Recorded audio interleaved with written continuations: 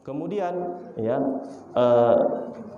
hal yang ketiga yang membuat hadis ini dimasukkan ke dalam keikhlasan adalah yang namanya jihad itu perlu juga niat yang benar. Ya, niat yang benar, tidak sembarangan orang pergi berjihad. Ya, bukan jihad karena untuk membela kelompoknya sendiri. Ya, itu tidak dibenarkan di dalam Islam. Ya, kata Nabi SAW, man qatala litakuna kalimatullahi hiyal ulya fahuwa fi sabilillah. Ini jihad yang benar. Barang siapa yang berjihad untuk menjadikan kalimatullah la ilaha illallah itu sebagai kalimat yang tertinggi, maka sesungguhnya ia telah berjihad di jalan Allah. Ya.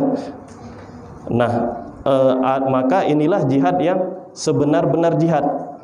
Ya, di dalam jihad pun niat juga harus diluruskan. Ya, makanya kemudian hadis ini dimasukkan ke dalam kitab Al-Ikhlas, ke dalam pembahasan tentang atau mengenai ikhlas itu sendiri. Ya, jadi tiga hal ini ya yang menjadikan atau menyebabkan kemudian hadis ini dimasukkan di dalam bab ikhlas, ya, pembahasan mengenai ikhlas. Ya, kita coba kembali kepada hijrah. Ya, kita coba kembali kepada hijrah. Ya, Imam Nawawi menyebutkan, ya, yuridu annal khairal ladzi inqata'a biqita'il hijrah yumkinu tahsiluhu bil jihadi wan niyati as-salihah. Ya, mengenai amalan jihad dan niat, ya, Imam Nawawi mengatakan maksud Rasulullah SAW di sini adalah memberikan solusi kepada kita bahwasannya al khairal ladzi inqata'a binqita'il hijrah, ya, kebaikan yang terputus atau yang terhenti dengan dibukanya kota Mekah ini, ya, sejatinya itu bisa didapatkan dengan amalan jihad dan amalan niat. Niat yang apa? Niat yang sholihah. Ya, niat yang sholih inilah yang dimaksud oleh Nabi SAW dengan perkataan la hijrata ba'dal fath. Ya, tidak ada hijrah setelah penaklukan kota Mekah. Ya. Nah, kaum muslimin dan kaum muslimat yang dirahmati Allah Subhanahu wa taala, kita akan membahas sedikit, ya, mengenai hijrah, ya. Karena pentingnya hijrah ini, ya, dan kata-kata hijrah pun sudah menjadi satu kata yang dikonsumsi oleh banyak orang pada hari ini, ya. Maka hijrah itu, ya, terbagi menjadi atau ke dalam 6 bagian, ya. Ada 6 bagian di dalam hijrah, ya, atau kita katakan 6 jenis lah. Ada 6 macam daripada bentuk-bentuk hijrah, ya. Yang pertama al-hijrah min biladil khauf ila biladil am, yaitu hijrah dari negara yang memberikan ketakutan, ya, kepada kaum muslimin, ya, ke negara yang aman. Walaupun negara tersebut, ya, negara tempat kita pindah itu negaranya masih negara kufur, bukan negara Islam. Nah, jadi hijrah itu apa artinya? Ya, kembali dulu kita ke pengertian hijrah dulu, ya. Hijrah itu diambil dari kata hajara, yahjaru atau yahjuru. Artinya taraka. Taraka apa? Meninggalkan. Jadi hijrah itu artinya meninggalkan, ya. Selain meninggalkan, hijrah itu juga artinya berpindah dari satu hal ke hal yang lainnya, ya. Maka kalau kita lihat tadi jenis yang pertama dalam hijrah, al-hijrah min biladil khauf ila biladil al-am, yaitu berpindah dari satu negara yang seseorang tidak bisa mengamalkan amalan-amalan syar'inya karena diintimidasi, ya, atau ditakut-takuti, ke negara atau ke sebuah kawasan yang bisa dia laksanakan hukum-hukum syar'i, atau dia bisa beribadah lah secara khusus, ya, tanpa diintimidasi oleh orang-orang yang ada di negara tersebut, walaupun negara tersebut negara kafir, bukan negara Islam. Contohnya apa? Contohnya hijrah para sahabat ke Habasyah. Ya, Habasyah itu di mana? Ethiopia. Ya. Mekah pada saat itu negara kufur, negara yang belum Islam atau kawasan yang belum Islam. Kemudian tapi di situ para sahabat, ya, bahkan para nabi, ya, kalau beribadah itu tidak merasakan kenyamanan dan keamanan. Tapi yang mereka rasakan apa? Ketakutan, diintimidasi oleh kaum kafir Quraisy, ya. Maka kemudian para sahabat diperintahkan oleh Nabi untuk hijrah ke Habasyah. Habasyah itu negeri Ethiopia sekarang, Pak, ya. Kenapa Nabi memerintahkan untuk hijrah ke sana? Karena beliau mendapat kabar bahwasannya hakim di sana, ya, yang dikenal dengan nama Najasyi, ya, itu adalah hakim yang atau raja yang adil. Ya, raja yang adil, tidak menzolimi rakyatnya, ya, bahkan tidak juga menzolimi orang-orang yang datang ke negaranya, walaupun mereka bukan negara Islam. Negara mereka pada saat itu negara apa? Negara Nasrani, ya, negara Nasrani, yang dimana negeri Ethiopia ini adalah merupakan asal tempat datangnya si Abraha. Ya, Abraha itu datangnya dari negeri Habasyah, yang kemudian membawa agama Nasrani ke Yaman. Jadi agama Nasrani yang ada di Ethiopia, yang ada di Habasyah pada saat itu dipimpin oleh seorang raja yang adil. Kenapa adil? Karena ia masih memegang teguh kepada kitab Injil yang sahih, kitab Injil yang benar. Ia masih memegang ajaran atau syariat yang dibawa oleh Nabi Isa alaihi salam. Maka ia masih laksanakan itu, sehingga dikenal dengan raja yang adil. Maka pergilah beberapa orang sahabat ke Habasyah. Nah, inilah hijrah dari satu tempat yang kita takut kita tidak bisa melaksanakan ibadah kita, tidak bisa melaksanakan syariat kita, ke tempat yang lebih aman walaupun bukan negeri Islam, ya.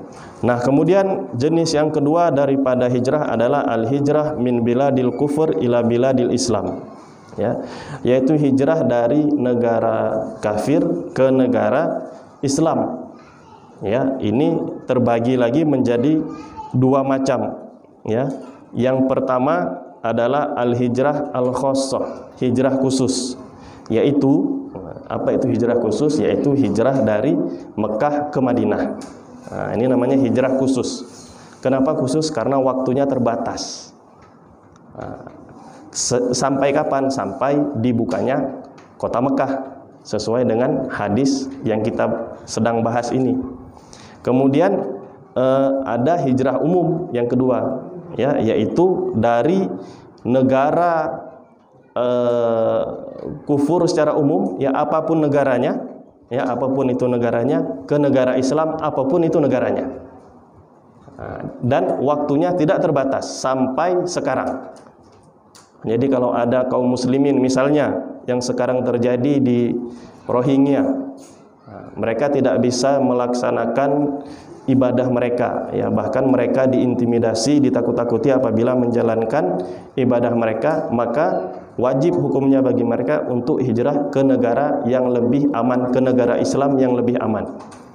Nah, misalnya kemana? Seperti ke negara kita, negara Indonesia, atau ke misalnya ke Malaysia, ya. Ini wajib sebenarnya hukumnya bagi mereka. Nah, jadi hijrah yang kedua adalah berpindah atau hijrah dari negara kufur, ya, ke negara Islam, yang kemudian di bawahnya terbagi lagi menjadi dua macam, hijrah khusus dan hijrah umum. Hijrah khusus adalah hijrah dari Mekah ke Madinah, ya, khususnya kenapa? Karena hanya 2 negara itu saja dan waktunya juga terbatas, ya. Kemudian hijrah yang umum, ya, dari negara mana saja, negara kufur, ke negara mana saja, ke negara yang bentuknya Islam, ya, dan waktunya tidak terbatas sampai hari ini, sampai hari kiamat, ya. Nabi SAW mengatakan, la tanqati'ul hijratu hatta tanqati'at taubah, wa la tanqati'ut taubatu hatta takhrujas syamsu min maghribiha, ya. Hijrah itu tidak akan pernah berhenti sampai berhentinya taubat. Artinya sampai berhentinya diterima taubat. Kapan berhentinya diterima taubat kita? Yaitu ketika matahari sudah terbit dari barat, ya, sudah terbit dari barat. Maka sejak itu hijrah sudah tidak ada lagi, ya. Artinya sampai hari kiamat hijrah ini masih akan berlangsung, ya, masih akan ada pahala-pahala hijrah, pahalanya tapi pahala umum, bukan pahala khusus seperti hijrah dari Mekah ke Madinah. Sampai kapan? Sampai hari kiamat, ya. Nah, kemudian kita ke jenis yang ketiga, yaitu hijrah dari ma'asi wassayyi'at. Nah, ini hijrah dari kemaksiatan dan dari segala bentuk keburukan dan kejelekan, ya. Banyak sekali, ya, para ulama yang menjelaskan mengenai tentang ini. Intinya adalah, ya, dalam hijrah al-ma'asi wassayyi'at ini adalah kita meninggalkan dosa-dosa kita, meninggalkan segala kemaksiatan kita. Ini maksudnya, ya. Apa kata Rasul SAW dalam hadisnya? Wal muhajir man hajara manahallahu anhu, ya. Dan muhajir itu atau orang yang hijrah itu sejatinya adalah orang yang meninggalkan apa yang dilarang oleh Allah Subhanahu wa ta'ala, ya. Nah, itu adalah makna hijrah, ya, dari kemaksiatan dan dari segala keburukan, ya. Dan itu yang alhamdulillah saat ini sudah banyak kita saksikan di tengah-tengah masyarakat kita. Walaupun ada kekurangan di sana sini, tapi itu tidak menafikan adanya hijrah itu sendiri, ya. Tersebarnya hijrah itu sendiri, ya. Hijrah dari satu keadaan yang tadinya masih di dalam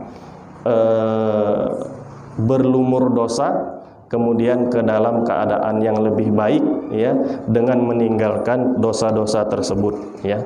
Hendaknya sedikit nasihat bagi orang yang berhijrah, ya, dari maksiat atau dari segala kejelekan ini, hendaknya memfokuskan, ya, memfokuskan ke dalam hati, ya. Hendaknya memfokuskan ke dalam perbaikan hati, ya. Karena hati ini di dalam hadis Nabi SAW beliau berkata, wa inna fil jasadi mudghah, ya. Di dalam jasad itu ada sebuah atau ada segumpal daging, ya. Idza saluhat saluhal jasadu kulluh, ya. Jika hati ini baik, jika hati ini sehat, jika hati ini benar, jika hati ini bersih, maka bersih pula jasad kita, sehat pula jasad kita, ya. Wa idza fasadat fasadal jasadu kulluh. Jika hati ini rusak, maka jasad kita pun atau fisik kita pun juga akan rusak, ya. Maka hendaknya bagi yang berhijrah, ya, dari keadaan yang tadinya masih di dalam keburukan, kemudian berhijrah ke dalam Islam, ya, dalam keadaan yang lebih baik, maka hendaknya yang difokuskan untuk diperbaiki dan yang lebih utama itu adalah hati, ya, hati, ya, hati kita semua, hati orang-orang yang berhijrah juga, ya. Kenapa demikian? Karena apabila bukan hati yang kita fokuskan untuk kita perbaiki, maka ditakutkan akan timbul sifat-sifat yang lebih mengarah kepada kesombongan, yang lebih mengarah kepada keangkuhan.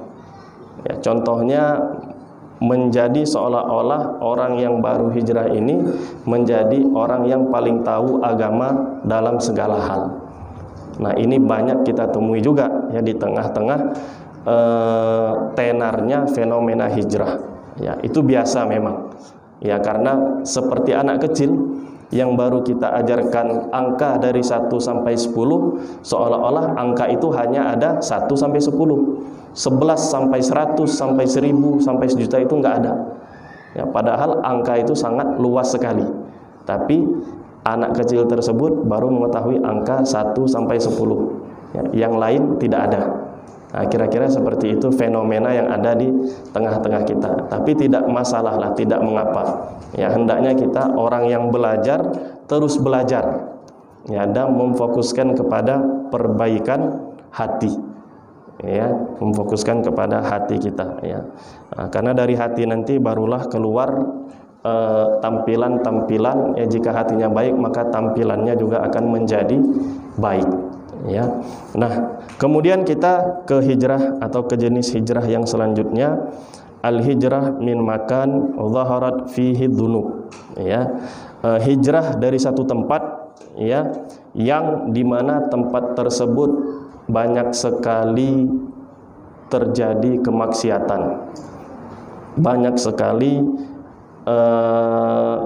pelanggaran-pelanggaran terhadap apa yang Allah larang, ya, dan tidak diamalkannya perintah-perintah Allah Subhanahu wa taala, ya. Namun, ya, karena banyak terjadinya pelanggaran-pelanggaran terhadap larangan Allah itu, tidak ada juga orang yang mampu untuk melarang atau menegakkan nahi mungkar. Ya, tidak ada orang yang mampu untuk menegakkan nahi mungkar, ya, melarang kemungkaran terjadi. Ya, maka dalam keadaan seperti ini kita boleh hijrah, ya, dari tempat tersebut. Ya, tidak hanya negara, ya, bahkan kampung pun bisa. Ya, karena apa? Karena untuk menjaga diri kita agar tidak terjatuh ke dalam dosa yang sama. Ya, dan juga takutnya jika tempat tersebut diazab oleh Allah Subhanahu wa taala, seperti hadis yang kedua yang kita bahas kemarin, takutnya orang yang tidak bersalah pun itu akan ikut diazab oleh Allah Subhanahu wa taala. Ya, dan dibedakannya kapan? Nanti setelah hari kebangkitan, ya, dibangkitkan sesuai dengan niat masing-masing, ya. Maka hijrah yang keempat adalah hijrah dari satu tempat yang di dalamnya banyak terjadi kemaksiatan, banyak terjadi kemungkaran-kemungkaran, ya, dan tidak ada satu orang pun yang mampu untuk melarang kemungkaran tersebut, ya. Nah, kemudian kita ke hijrah yang kelima.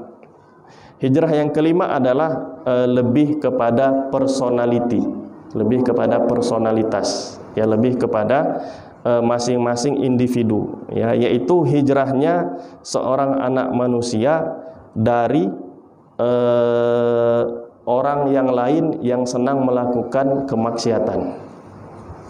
Ya, artinya apa? Ia meninggalkan temannya misalnya yang senang melakukan kemaksiatan. Walaupun sudah dinasihati, tapi temannya tersebut masih tetap di dalam kemaksiatan. Maka ini kita boleh meninggalkannya.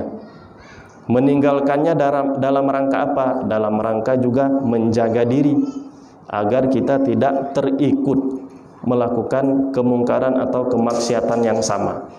Ya, jadi kalau yang keempat tadi mengenai tempat, tapi yang kelima mengenai manusianya, ya, mengenai individunya. Boleh enggak? Boleh. Ya, Nabi SAW mengatakan, almar'u ala dini khalilihi falyandur man yukhalilhu. Ya, falyandur ahadukum man yukhalilhu. Ya, manusia itu berada di atas agama temannya, maka perhatikanlah, ya, maka perhatikanlah sama siapa dia akan berteman. Ya, di sini kan disuruh perhatikan kita. Berarti boleh kita pilih-pilih teman. Ya, tapi dalam rangka untuk menjaga diri. Ya. Nah, kemudian kita ke dalam macam hijrah yang selanjutnya atau jenis hijrah yang selanjutnya adalah hijrah ya dari orang yang menzolimi kita. Hijrah dari orang yang menzolimi kita. Ya, dari orang mazlum, orang yang terzolimi itu boleh menghijrah atau meninggalkan orang yang menzoliminya. Dan dalam sebuah hadis Nabi SAW, ya, itu kalau bisa, kata Nabi SAW, kalau bisa waktu yang paling maksimal dalam meninggalkan saudaranya yang zalim ini itu adalah 3 hari. Nah, maka setelah itu, ya, coba dekati lagi orang yang zalim tersebut, ya, agar dia tahu akan kezalimannya. Agar dia tahu akan kezalimannya dan kita beritahu kepada dia perbuatan zalim yang telah ia lakukan, ya, sehingga kemudian kalau ia i'tiraf, ya, ia menjadi sadar dengan kezaliman tersebut, maka ia akan menjauhi kezaliman tersebut. Ya, jadi hijrah yang keenam adalah meninggalkan orang yang menzolimi. Ya, jadi orang yang terzolimi boleh meninggalkan orang yang menzoliminya. Ya. Nah, ini dia mungkin ya bahasan kita mengenai hadis yang ketiga pada malam hari ini. Mudah-mudahan ada manfaatnya untuk kita semua. Yang benar datangnya dari Allah Subhanahu wa taala dan yang salah datangnya dari hamba Allah Subhanahu wa taala yang lemah ini. Saya tutup kajian ini dengan kafaratul majlis. Subhanakallahumma rabbana wa bihamdika asyhadu an la ilaha illa anta astaghfiruka wa atubu ilaik. Wabillahi taufik wal hidayah. Wassalamualaikum warahmatullahi wabarakatuh.